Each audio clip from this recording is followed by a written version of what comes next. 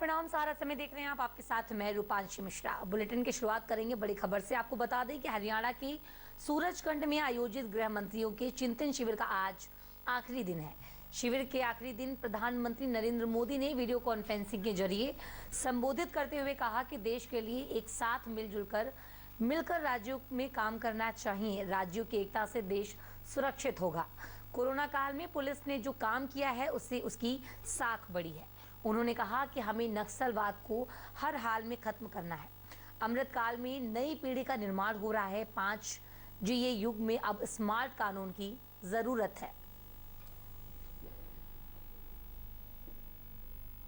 आपको बताते चलें कि बैठक के पहले दिन अमित शाह ने कहा कि 2024 तक हर राज्य में NIA की ब्रांच खुल जाएगी। उन्होंने कहा कि हमारे संविधान में कानून व्यवस्था को संभालने का जिम्मा राज्य को दिया गया है, लेकिन अब तकनीकी के बढ़ावे के साथ कई ऐसे कानून भी अस्तित्व में आए हैं जिनकी कोई सीमा नहीं है। अमित शाह ने कहा कि कानून व्यवस्था का विषय अब राज्य का जिम्मा है। हरियाणा में आयोजित 2 दिवसीय चिंतन शिविर में शामिल सीएम योगी आदित्यनाथ ने कहा कि पीएम मोदी के नेतृत्व और गृह मंत्री अमित शाह के मार्गदर्शन में यूपी सरकार को कानून व्यवस्था लगातार मजबूत करने में सफलता मिली है। उन्होंने कहा कि 5 सालों में पुलिस बल में 4 आयामों में भर्ती, प्रशिक्षण, पुलिस बल को तकनीकी से जोड़ने, अवस्थापना सुविधाओं में वृद्धि से प्रदेश में कानून का राज स्थापित हुआ है। अपराध और अपराधियों के प्रति जीरो टॉलरेंस की अपनाई गई नीति से प्रदेश में वर्तमान में संगठित अपराध खत्म हो चुका है। अपराधी जेल में है या पुलिस मुठभेड़ में उनकी मौत हो चुकी है। सीएम योगी आदित्यनाथ ने यह भी कहा कि अपराधियों पर कड़ा शिकंजा कसने के लिए गैंगस्टर एक्ट के तहत 58,648 और NSA में 807 अभियुक्तों के खिलाफ कार्रवाई कर माफिया और अन्य अपराधियों की 44 अरब 59 करोड़ रुपए की संपत्ति जब्त और ध्वस्त हुआ है। सीएम ने कहा कि ये बैठक पीएम मोदी के एक भारत श्रेष्ठ भारत के संकल्प को साकार करने की दिशा में महत्वपूर्ण योगदान देगा।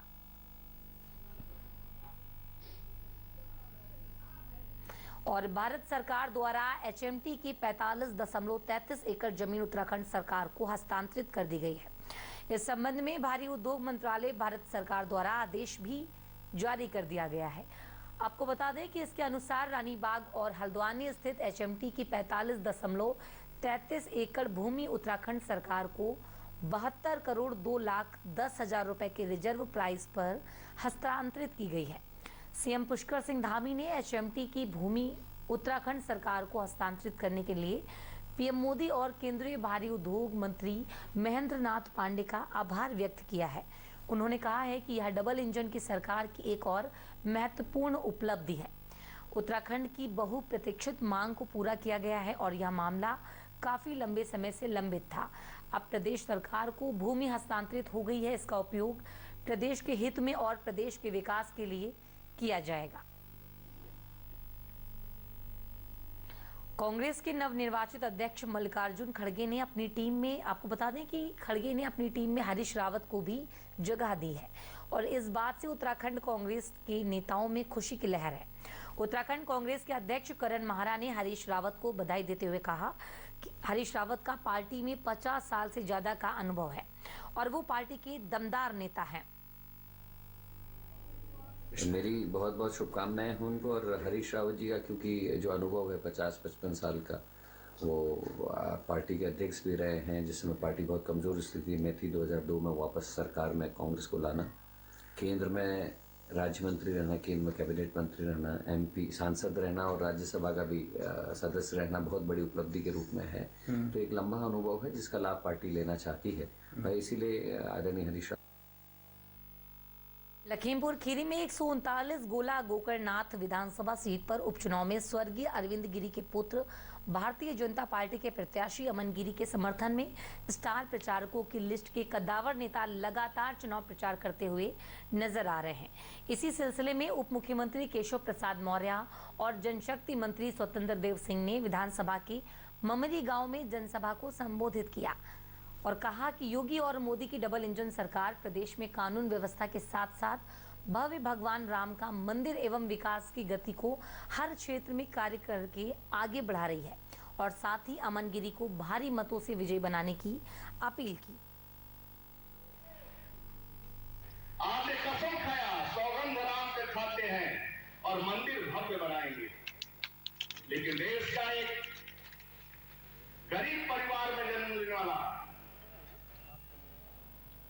रोटी के जिसके दोनों टाइम नसीब मिलने लगती थी, देश का जब प्रधान सेवक बनते हैं, अयोध्या में प्रभु श्री राम के मंदिर का निर्माण करते हैं और विश्व की सबसे ऊंची मूर्ति बनने जा रही है। यही नहीं मित्रों, जो सपा बसपा कांग्रेस के लोग अयोध्या के रास्ते से करते थे, अयोध्या रास्ते से इसलिए करते थे कि मंदिर का दर्शन न करना पड़े, टीका न लगाना पड़े, और ये देश का प्रधान सेवक इस धरती पर उतरता है मित्रों, तो काशी विश्वनाथ कॉरिडोर का नींव रखता है और भव्य मंदिर का निर्माण करता है मित्रों। और आज लोग लाखों करोड़ों ही नहीं,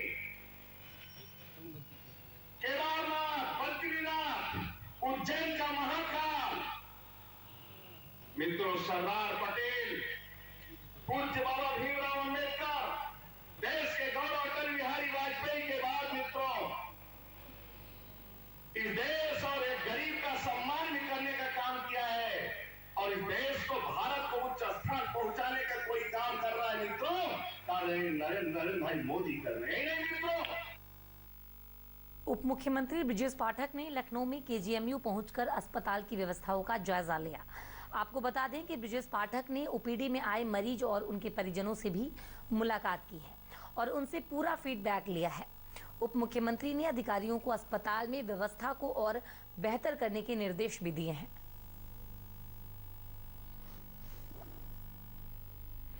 और फिलहाल वक्त हो चला एक छोटे से ब्रेक का, आप हमारे साथ बने रहिएगा, जल्द लौटेंगे।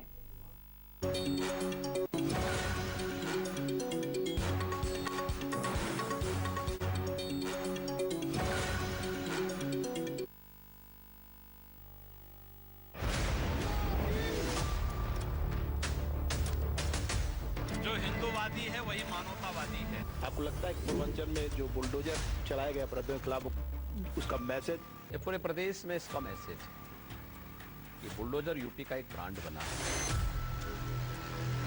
यकीन कीजिए मुमकिन है सब कुछ, सिर्फ संवाद। उत्तराखंड बनने में आपकी एक प्रमुख भूमिका रही है। ये शुरुआत कहाँ से हुई आपके राजनीतिक जीवन में?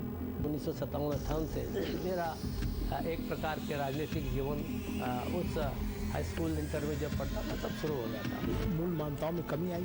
देखिए मूल्यों का क्षरण हुआ है। 3 तलाक का मुद्दा काफी चर्चित रहा है। जो सम्मान माननीय उच्चतम न्यायालय ने दिया है, मैं हार्दिक बधाई देता हूँ। संवाद है तो समाधान। उत्तर प्रदेश की राजनीति में काफी मेहनत कर रही हैं, तो क्या माने कि ये मेहनत अपना दल के लिए कर रही हैं या भारतीय जनता पार्टी के लिए कर रही हैं? मेरा जो परिश्रम है या मेरे कार्यकर्ताओं का जो परिश्रम है वो इस गठबंधन को मजबूत करने के लिए है। पंडित दीनदयाल उपाध्याय ने जो सपना देखा था भारत का, क्या आपको लगता है कहीं साकार हो रहा है? माननीय अमित शाह जी के आने के बाद हिंदुस्तान का परिदृश्य बदल गया है। आपको लगता है कि इस तरह राजनीति में जो साधु संतों का आगमन ज्यादा हो रहा है तो उचित है? मैं इसको प्रारब्ध भी मानती हूँ। जो प्रारब्ध में होगा, चाहे सन्यासी हो चाहे गृहस्थ हो, उसका वो काम करना पड़ेगा। तो मौर्य जी, हम माने कि उत्तर प्रदेश में जो सपना था उत्तम प्रदेश बनने का, वो पूरा हुआ। अर्थव्यवस्था हो, चाहे निवेश हो, चाहे सुशासन हो, चाहे गुंडे अपराधियों के खिलाफ, माफियाओं के खिलाफ कार्रवाई हो, हमारे क्षेत्र में आगे बढ़ रहे हैं। बेशक राजनीतिक हस्ती हो या हो समाज की कोई शख्सियत, जारी है संवाद।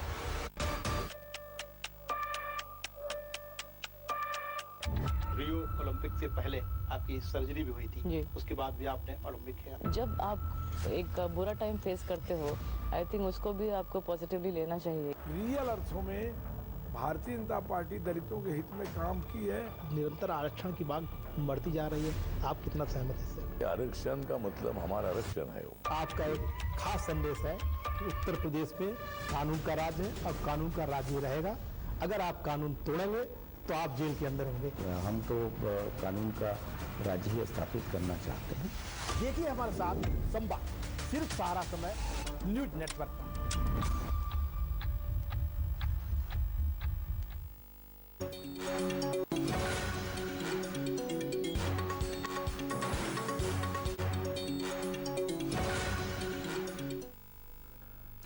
फर्रुखाबाद में रेलवे लाइन की पटरी टूट जाने से पैसेंजर ट्रेन का पहिया धंस गया है। यह हादसा खुदागंज स्टेशन से 1 किलोमीटर की दूरी पर हुआ है। आपको बता दें कि ट्रेन की रफ्तार धीमी होने के कारण एक बड़ा हादसा टल गया। कानपुर फर्रुखाबाद रेलवे मार्ग पर ट्रेनों का संचालन बंद है। घटनास्थल पर रेलवे के आला अधिकारी भी वहां पर मौजूद हैं। और इस खबर पर अधिक जानकारी के लिए बात करते हैं संवाददाता दिनेश अवस्थी से। दिनेश, ये जो पूरा घटनाक्रम है, इसका कारण, इसके पीछे का कारण क्या है और किसकी लापरवाही सामने आ रही है? दिनेश।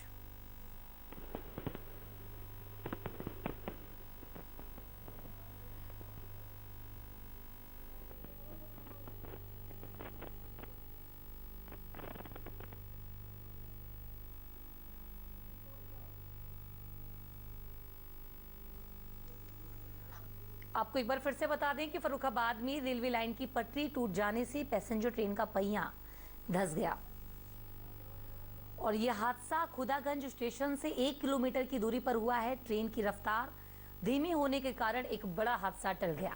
कानपुर फर्रुखाबाद रेलवे मार्ग पर ट्रेनों का संचालन बंद है। घटनास्थल पर रेलवे के आला अधिकारी भी वहां पर मौजूद हैं।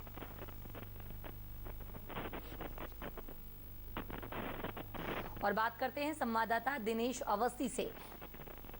दिनेश, ये जो पूरा घटनाक्रम है, इसके पीछे का कारण क्या है या फिर किसकी लापरवाही सामने आ रही है?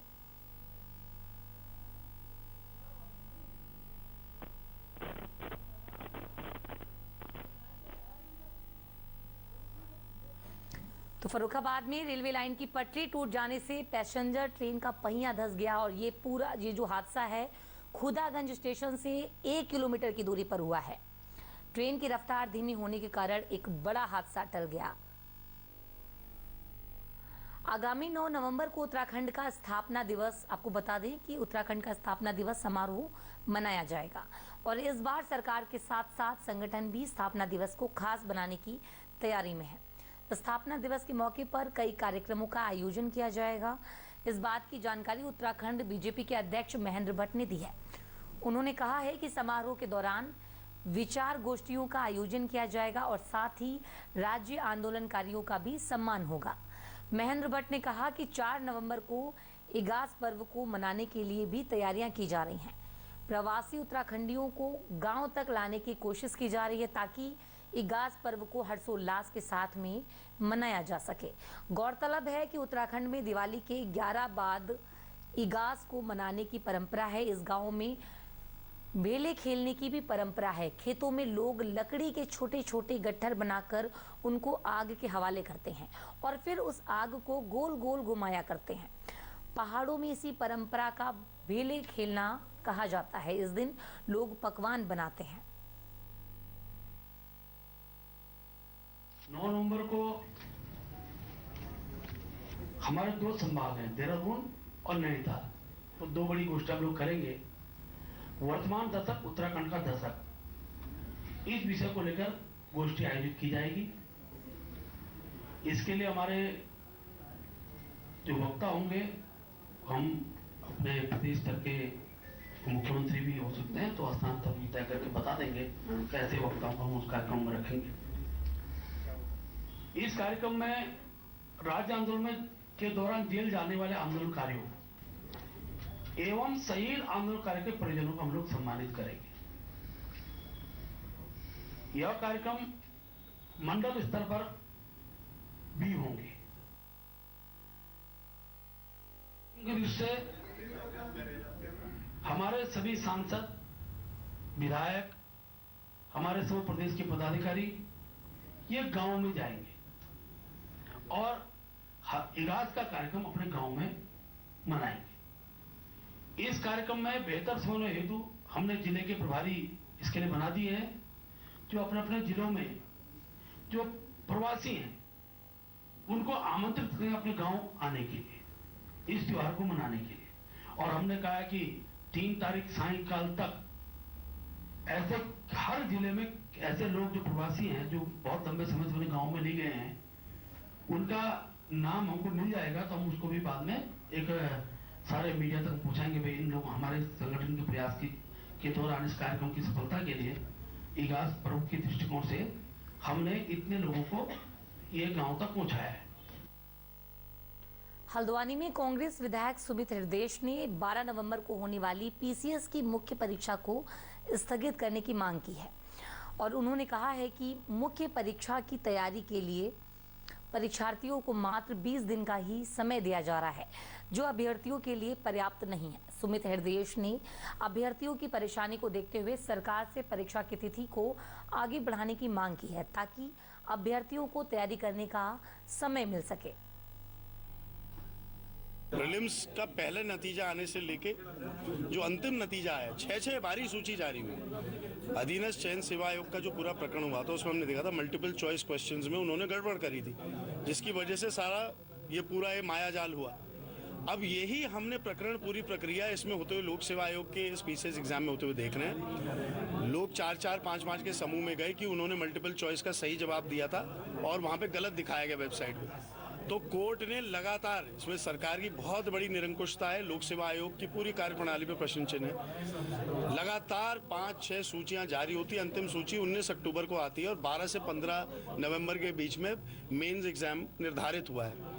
और इतनी इसमें पढ़ाई है, पूरे आईएएस का सिलेबस है, उत्तराखंड का सिलेबस अलग है। तो सबसे होनहार बच्चों को ऐसा दंड क्यों दिया जा रहा है, जो वैसी समर्पण भाव से, त्याग भावना से, परिश्रम से पढ़ाई लिखाई में वैसी सर्वश्रेष्ठ।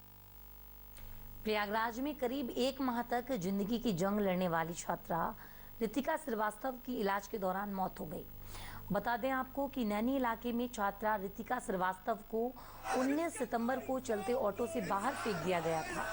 हेमवती नंदन बहुगुड़ा राजकीय महाविद्यालय में स्नातक की छात्रा रितिका के साथ यह खौफनाक घटना कॉलेज से घर लौटते समय हुई। रितिका अपने यमुनानगर औद्योगिक क्षेत्र के महुआरी गांव में अपने मामा के घर रहकर पढ़ाई कर रही थी। पुलिस ने इस मामले में ऑटो चालक को गिरफ्तार कर लिया है, लेकिन इस घटना को अंजाम देने वाले तीनों आरोपी अभी भी पुलिस की गिरफ्त से दूर हैं। रितिका का गुरुवार को अंतिम संस्कार कर दिया गया है। परिजनों ने दोषियों के खिलाफ कड़ी कार्रवाई की मांग करते हुए संगीन धाराओं में मामला पंजीकृत किया गया है और ऑटो चालक को गिरफ्तार कर जेल भेज दिया गया है और आरोपियों की तलाश में सघन छापेमारी कर रहे हैं। उसको जो है ऑटो वाले जो चैन और छीनने के चक्कर में उसको पहले रोड से मारे, फिर अरीवा कंपनी के सामने उसको फेंक के भाग गए। पुलिस के पास आप लोग गए तो कुछ मदद नहीं? पुलिस के पास हम लोग 3-4 दिन बाद गए क्योंकि हम लोग बिटिया को लेकर परेशान थे। और 3-4 दिन बाद गए तो पुलिस वालों ने फिर हम विक्रम वालों का नंबर दिए तो उसको पकड़ के उसको जेल भेज दिए।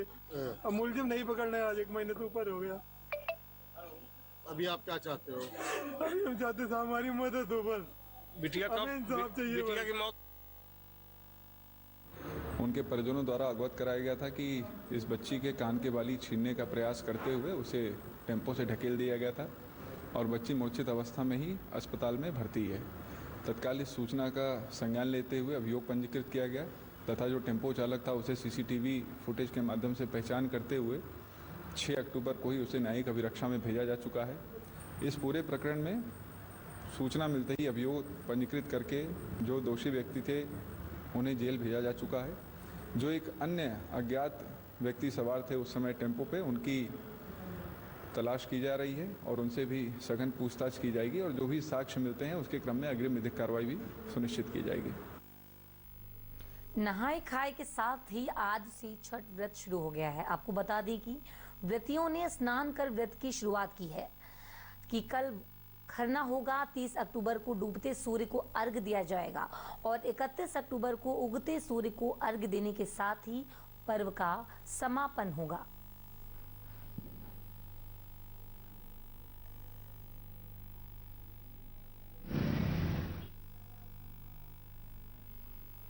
बिहार से चलकर पूरे देश में दिवाली के बाद छठ पूजा का पर्व प्रारंभ होता है। वैसे तो छठ पूजा कार्तिक माह के शुक्ल पक्ष की षष्ठी तिथि को होती है, जिसमें सुबह में भगवान सूर्य को अर्घ देते हैं और पारण करके व्रत को पूरा करते हैं। लेकिन छठ पूजा एक दिन नहीं बल्कि 4 दिवसीय उत्सव है।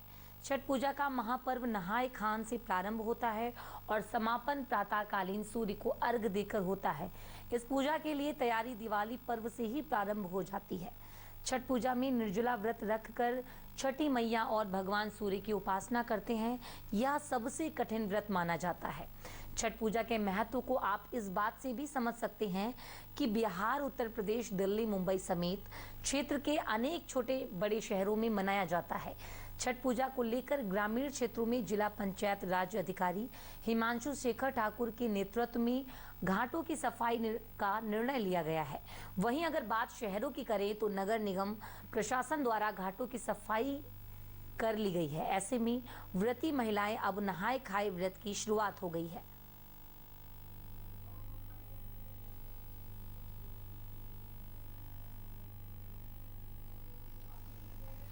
और बात करते हैं संवाददाता अभिषेक सिंह से इस खबर पर अधिक जानकारी के लिए। अभिषेक, छठ पूजा की शुरुआत हो गई है, तो ऐसे में फर्रुखाबाद में किस तरह का माहौल देखा जा रहा है? देखिए, अगर हम काशी में छठ पूजा की बात करें तो काशी अब दिन प्रतिदिन मिनी बिहार के रूप में प्रचलित होता चला जा रहा है, क्योंकि काशी में जितने भी जलाशय होते हैं, चाहे वो गंगा हो, चाहे वरुणा नदी हो, चाहे अस्सी नदी हो, या फिर दूर दराज में पड़ने वाले जो तालाब हैं, वहाँ पे छठ जो व्रती महिलाएं होती हैं उनकी भरमार देखने को मिलती है। और ये छठ पूजा की शुरुआत कार्तिक मास के शुक्ल पक्ष की चतुर्थी तिथि से होता है, यानी कि आज से नहाए खाए के साथ शुरू हो जाता है। और आज के दिन ही जो व्रती महिलाएं होती है, उनके परिवार के जन जो जलाशय होते हैं, उस जलाशय के किनारे जाकर वेदी वगैरह बनाते हैं और बाकायदा वहाँ पे पूजन अर्चन करते हैं। और पूजन अर्चन करने के साथ ही साथ जो 72 घंटे का जो व्रत होता है वो आज से शुरू होता है। और ये व्रत का सिलसिला आज से काशी में देखने को मिल रहा है। सड़कें जो है वो व्रती महिलाओं से, व्रत के परिवारजनों से बुरा भरा पड़ा है। मार्केट में लगातार खरीदारी चालू है। उसके बाद से कल जो आज नहाए खाए के बाद कल जो दूसरा दिन होता है, जिसको खरने के रूप में कहा जाता है, जिसमें गुड़ से बने हुए ठेकुआ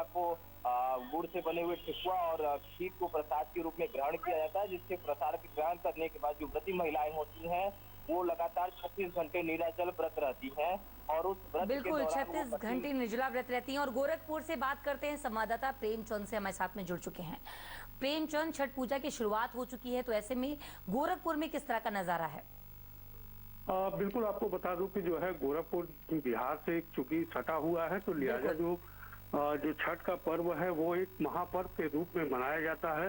और दिन प्रतिदिन हर साल की अगर हम बात करें तो हर साल इसकी संख्या जो है ज्यादा बढ़ती चली जा रही है। ऐसे में जो व्रती महिलाएं हैं, आज जो है वो नहाए खाए, यानी कि जो है लौकी की सब्जी, दाल और इन चीजों का सेवन करेंगी। और आज से ही उनका व्रत ये लगातार जो है 31 तारीख तक चलेगा, जो कि जो है 36 घंटे का व्रत होगा, निराजल व्रत होगा।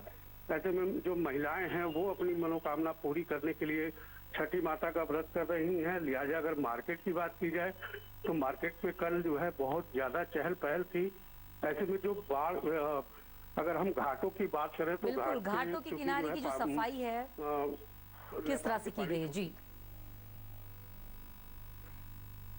जी प्रेम, घाटों के किनारे की सफाई वहां पर किस तरह से की गई है, किस तरह का नजारा है वहां पर, और मार्केट में किस तरह की चहल पहल देखी जा रही है गोरखपुर में?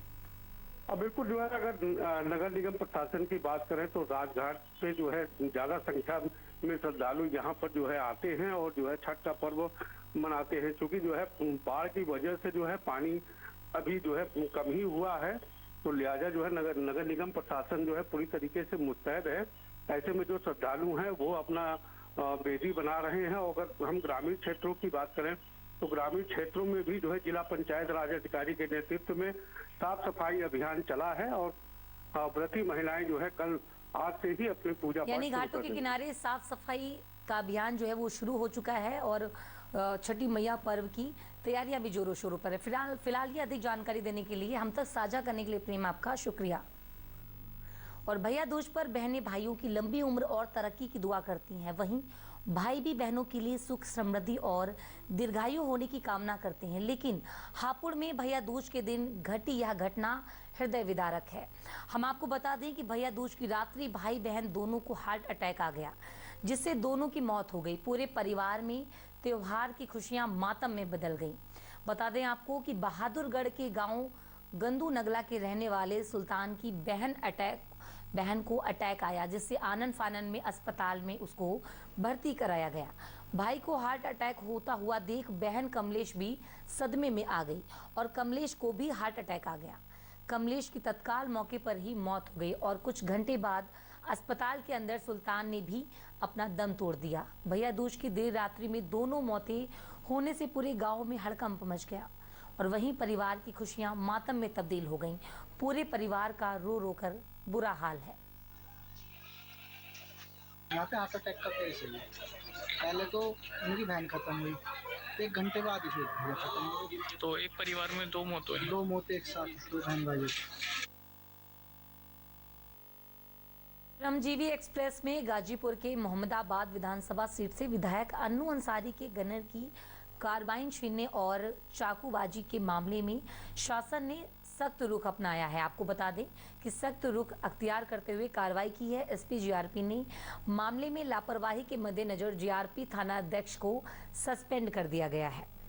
25 अक्टूबर को श्रमजीवी एक्सप्रेस में दिल्ली जाते समय सुल्तानपुर स्टेशन पर यह घटना घटित हुई थी। विधायक अन्नू अंसारी के गनर राकेश चौधरी ने जब ट्रेन में सिगरेट पीने से कुछ लोगों को रोका तो आरोपियों ने उन्हें चाकू मार दिया था। आरोपी बदमाश सिपाही का फोन और मोबाइल और गन लूटकर फरार हो गए थे। हद तो तब हो गई जब ट्रेन में रेलवे एस्कॉर्ट भी थी और जीआरपी थाना चंद कदम की दूरी पर था। इस पूरे मामले में एडीजी रेलवे पीयूष आनंद ने एसपी जीआरपी पूजा यादव और एसपी सुल्तानपुर को पूरे मामले की जांच कर कार्रवाई करने का निर्देश दिया था। जीआरपी थाना अध्यक्ष को सस्पेंड कर दिया गया है और आरोपियों का स्केच जारी कर पुलिस की अन्य टीमों की भी मदद ली जा रही है। एडीजी रेलवे पीयूष आनंद ने बताया कि जल्द मामले का खुलासा कर लिया जाएगा।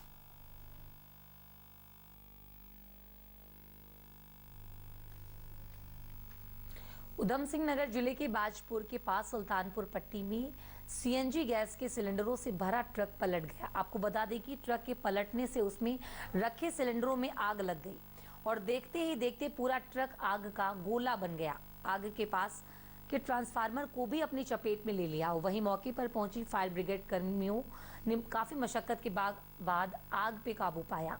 पुलिस के मुताबिक इस घटना में किसी के हताहत होने की खबर नहीं है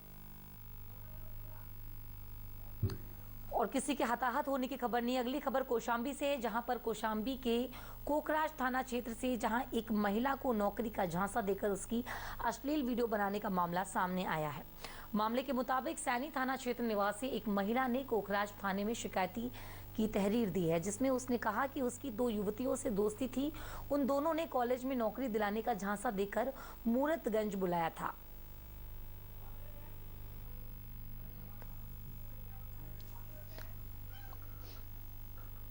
और आगे बढ़ते हैं खबरों में। योगी राज में कानून व्यवस्था का प्रदेश में क्या हाल है, इसकी बानगी लखनऊ में घटी इस घटना से साफ नजर आती है।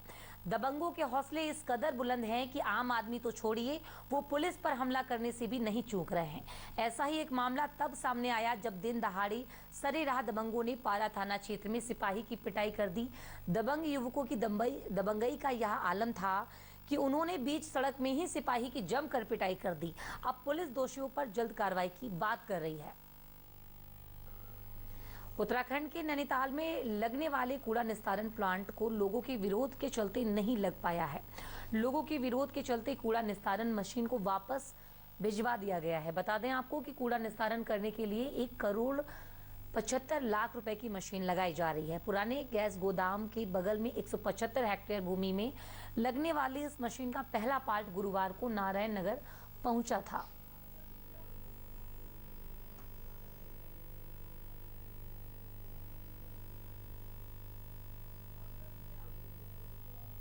और नजर डालते हैं आज की सुर्खियों पर। हेडलाइन के सह प्रायोजक है ओकाया ईवी। अब Okaya fast F2B e scooter 89,999 रुपए में और car, laptop, TV, silver coin और कैश जीतने का मौका भी। हरियाणा में गृह मंत्रियों के चिंतन शिविर में पीएम मोदी ने किया वर्चुअली संबोधित। कहा, राज्यों की एकता से देश होगा सुरक्षित। देश के विकास के लिए मिलजुल कर करें काम।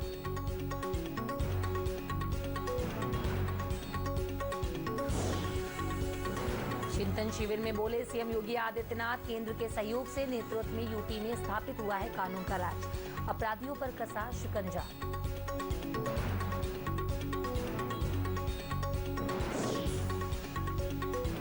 लखीमपुर खीरी के गोला गोकरनाथ